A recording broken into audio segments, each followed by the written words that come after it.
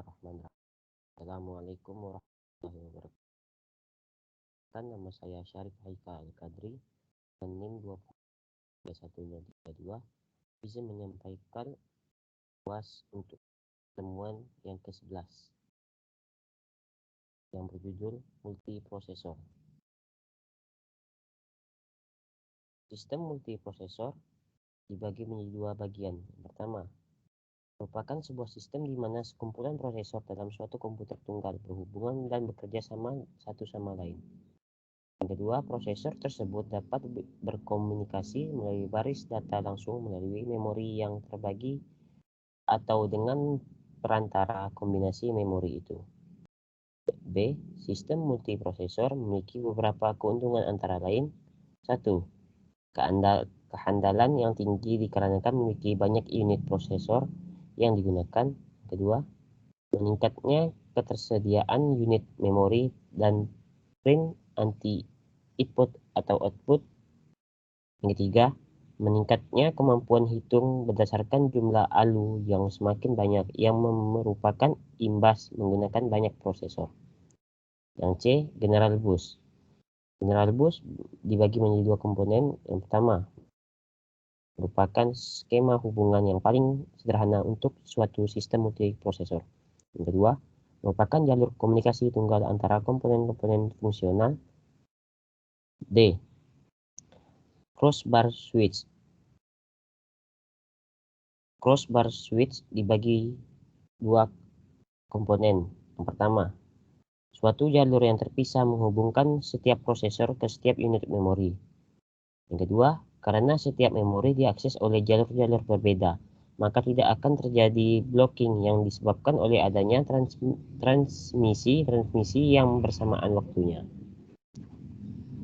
Memori multiport dibagi menjadi dua. Organisasi multiport didapat dengan menghancurkan logika kendali, logika skalar, artibus dari sklar crossbar dan meletakkan mereka di dalam interface masing-masing unit memori.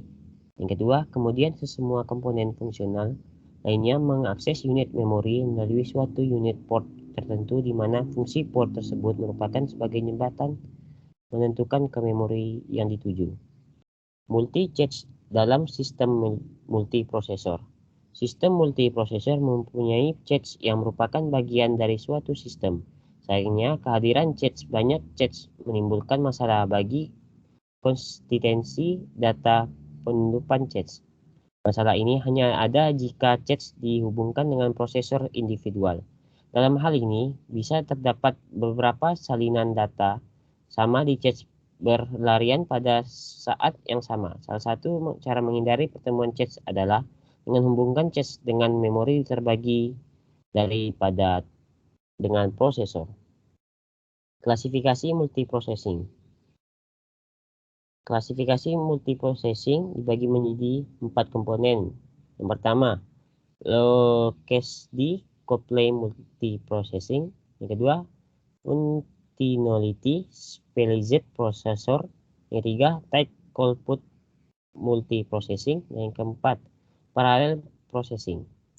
Klasifikasi sirkuit paralel dibagi menjadi 4 komponen. Yang pertama, single instruction single data stream atau SISD.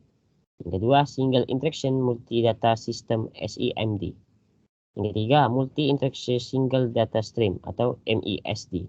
Yang keempat, multi instruction multi data stream atau MIMD. Tightly coupled multiprocessing atau multiprosesor dibagi menjadi 4 komponen. Memiliki 2 atau 2 lebih prosesor general purpose di mana masing-masing prosesor memiliki kemampuan yang sama. Yang kedua, multiprosesor memiliki akses bersama ke memori bersama beberapa memori lokal private dapat juga digunakan. Yang ketiga, semua prosesor memiliki akses bersama ke perangkat input-output baik melalui saluran yang sama atau melalui saluran yang berbeda yang menyediakan lintasan ke perangkat yang sama. Yang keempat, sistem dikontrol oleh suatu sistem operasi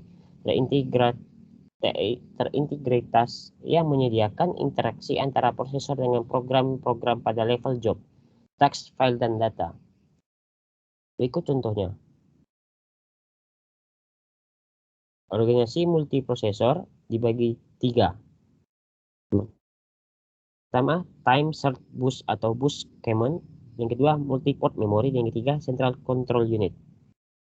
Time shared bus, struktur dan antarmuka time shared bus mirip dengan sistem prosesor tunggal memakai instruksi bus. Sistem bus terdiri dari bus alamat, bus data, dan bus kontrol untuk memungkinkan transfer DMA dan dari prosesor input-output. Disediakan fitur-fitur.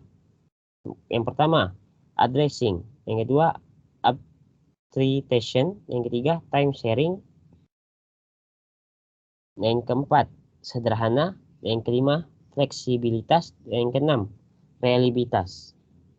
Berikut contohnya. Organisasi dasar time shared bus. Yang kedua, organisasi dasar time shared bus dengan cache.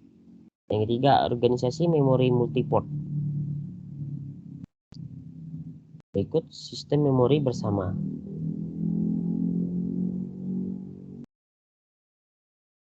Sekian, terima kasih dari untuk pertemuan 11. Wassalamualaikum warahmatullahi wabarakatuh.